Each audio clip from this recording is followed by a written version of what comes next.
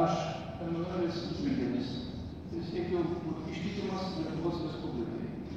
Prisiekiau gerbti ir vykdyti jos konstituciją ir įstatymus, saugoti jos žemę ir vientisumą.